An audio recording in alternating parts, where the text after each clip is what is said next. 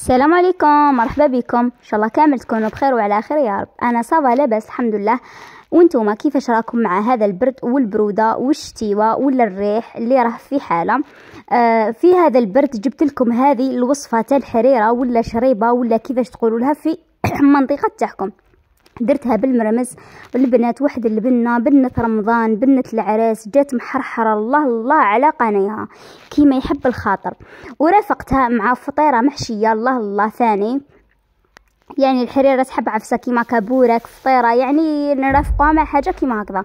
يلا تابعوا معايا الوصفه البنات. اول حاجه انا ندير يعني نقبض مغرف تاع مرمز ولا فريك ولا اللي هي نشمخها ونخليها كوتي كيما راكم تشوفوا. ندير الطنجره تاعي ولا كوكوط، حطيت شويه تاع الزيت، مرصو تاع اللحم.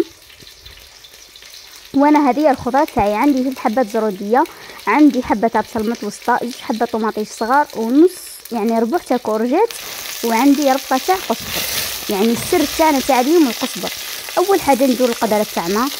حطيت هذاك اللحم يتقلى مع الزيت، واللي تحب دير الدهان دير الدهان مع هذيك البصله البنات، قسموها على زيت خلوها تتقلى مع هذاك اللحم يطلق البنه تاعها.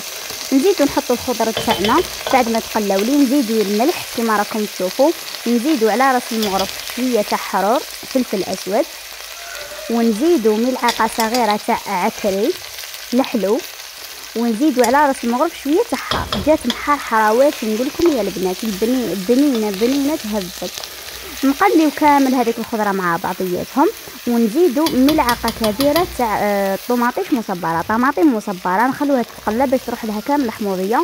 وهنايا الحميصه درت شويه يعني اختياريه، اللي تحبها ديرها، ما تحبهاش ما ديرهاش. قلت لكم السر تاع الحريره تاعنا اليوم هذاك الحشيش، تحب الحشيش ندير لها ربطه هكذا ونربطها ونخليها طيب. كي طيب لي كامل الخضره اني نحيها. جيت هنايا مرقتها البنات، ومن بعد كي تولي تغلي اني نغلق عليها، وزدت لها في الاخر قرن تاع الحار.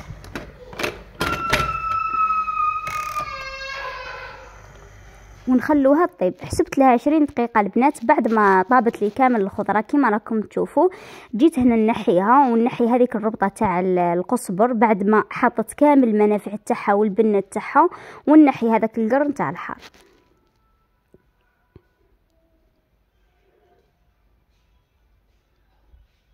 يعني رانا ضفنا لها شويه تاع الحار من قبل، هذاك لابودغ بزاف، هذاك درتو للبنه هذاك القر.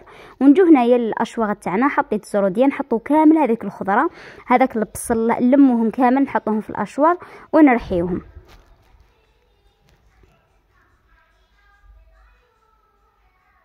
بعد ما رحيتهم البنات شوفوا كيفاش ولاو، نرجعهم للقدره، نحطهم كامل نرجعهم للقدره، ونشعلوا القدره تاعنا نخلوها تخثر، ونجيبوا المرمس تاعنا اللي كنا صفيناه صفيته ورجعتوه هنايا في القدره، نخلوه يزيد يعني يتنفخ ويزيد يطيب معنا.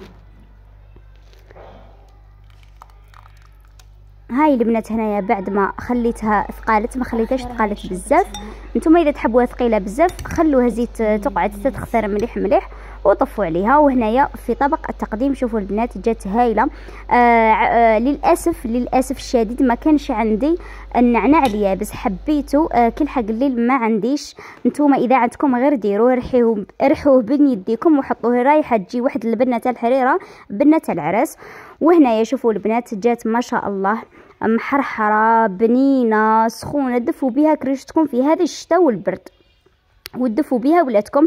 ما تنساوش البنات تجربوها وتدعوا لي بدعوه الخير ان شاء الله، وديروا لي ابوني وجيم لا فيديو، ونتلاقاو في فيديو اخر. في امان الله.